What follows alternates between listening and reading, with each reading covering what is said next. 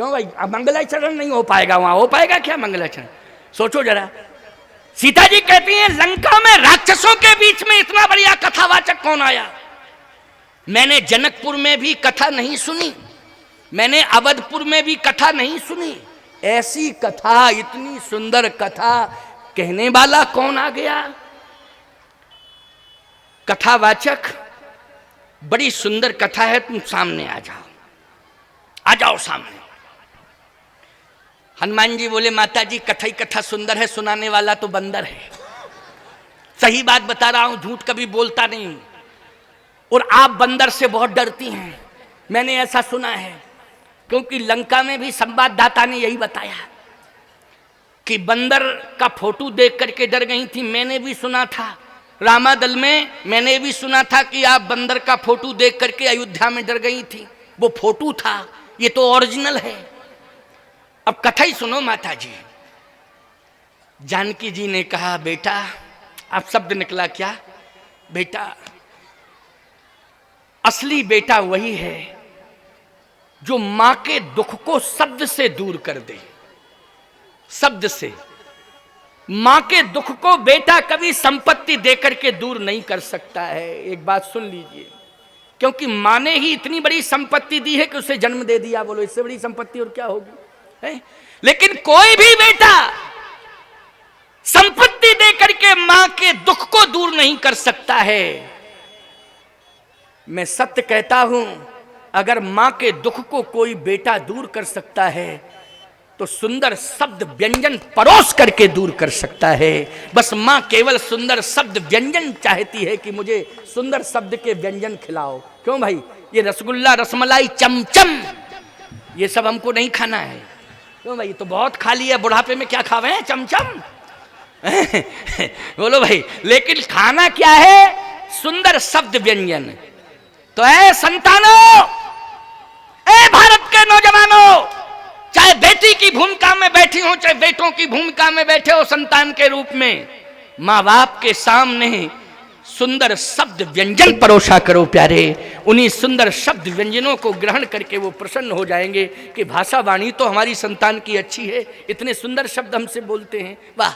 तो कहने का मतलब यह है कि तुमने शब्द व्यंजन खिला करके आज मेरी दुख की भूख को समाप्त कर दिया। समझ रहे हो कि नहीं? और दुख की भूख चली गई। बोलो चली गई कि नहीं चली गई? ये दुख भागा, सुनते हैं सीता कर दुख भागा। इसलिए तुम सामने आ जाओ, हमें भेष से मतलब नहीं है। आज सीता इस बात की घोषणा करती है कि जो भी तुम कथावाचक हो, महाभाग, तुम मेरे सामने आ जाओ, तुम भले ही बंदर क्यों ना हो, मुझे भेष से मतलब नहीं है, मुझे तुम्हारे पवित्र उद्देश्य से मतलब है। मैं तुम्हारे उद्देश्य से प्रभावित हो गई हूं। तो बोलो, रामदूत का भेष ही नहीं, उद्देश्य भी उत्कृष्ट होना चाहिए कि नहीं होना चाहिए? यहीं से कथा प्रारंभ की थी कि नहीं की थी? कि जो रामदूत होता है, अथवा रामदूत मानी संत होता है, रामदूत मानी संत होता है, तो संत का केवल भेष ही नहीं, संत का उद्देश्य भी पवित्र होना चाहिए। इसलिए सीता माता ने आज भेष की बात नहीं, उद्देश्य पर बलिहार होकर हनुमान को निमंत्रण दे दिया कि आ जाओ मेरे सामने, मुझे और सुंदर कथा सुनाओ, और कथा सुनाओ, और मैं तुम्हारी वाणी से कथा ही सुनना चाहती हूं। क्योंकि राम का नाम मेरी रक्षा करता रहा पहरेदार बन करके, लेकिन राम की कथा ने आज मेरे दुख को दूर कर दिया है, मेरा दुख दूर हो गया है। इसलिए राम का नाम तो पहरेदार बन के मेरी रक्षा करता रहेगा, लेकिन राम का चरित्र सुनाने वाले जरा मेरे सामने आ जाओ, आ जाओ, आ जाओ। हनुमान जी ने कहा माता जी अब 5:45 बज गए हैं, अब कल आएंगे, आज हमें डाली पर रहने दो। तो देखो भैया, हम तो जा रहे हैं, लेकिन कोई बुलाने वाला होगा तो बुला लेगा, और नहीं तो अगले साल तो हम माता जानकी के सामने हनुमान जी को प्रकट कर ही देंगे, ठीक है। तो साल भर तक बैठे रहने दो अशोक वाटिका में, क्या दिक्कत है? अगर हमारे ही द्वारा तुम्हें बुलाना है तो साल भर तक बैठे रहने दो, क्योंकि माँ जानकी है ना, इसलिए माँ बेटे दोनों रहें तो कोई दिक्कत वाली बात नहीं है। क्यों भाई, माँ बेटे जब दोनों रहें एक ही जगह तो कोई समस्या नहीं रह सकती है। इसलिए आओ, मैं सभी को हृदय से साधुवाद आशीर्वाद देता हूँ। सब प्रसन्न रहें, सब सुखी रहें, भगवान सबका कल्याण करे। माताएं, बहन, बेटियां, सबको मैं हृदय से साधुवाद आशीर्वाद देता हूं। आप सभी जितने भी अबाल वृद्ध नर नारी यहाँ बैठे हुए हैं, सामूहिक रूप से सबको मेरा आशीर्वाद है। यज्ञ समिति जो बोल बम समिति के सदस्य हैं, बच्चे हैं, वो सभी बहुत अच्छा उत्साह से यज्ञ कर रहे हैं। और लगातार ये 11वां वर्ष है ना, 11वां वर्ष है, देखिए लगातार यज्ञ चल रहा है। और आगामी वर्ष के लिए भी उत्सुक उत्साहित हैं, तभी तो मुझसे समय मांगा है। तो सबको मेरा आशीर्वाद है, सभी के जीवन का कल्याण हो। सामूहिक रूप से कहता हूं, सब स्वस्थ रहें, सब मस्त रहें, अच्छे कार्यों में सब व्यस्त रहें। ये त्रिसूत्रीय मेरा आशीर्वाद है सबके लिए।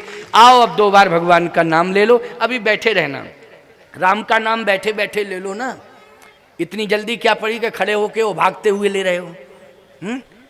ठीक है ना, इसलिए बढ़िया बैठे बैठे राम का नाम ले लो। और राम का नाम बैठे बैठे लोगे ना तो कितना आनंद आएगा, इसका अनुभव तुम स्वयं कर लोगे। इसलिए आओ प्रेम से, बढ़िया प्रेम से कहो, श्री राम जय राम, जय जय राम।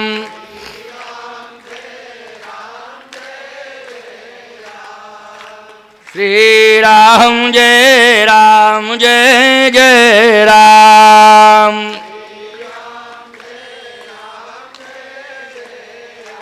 ओम श्री राम जय राम, जय जय राम।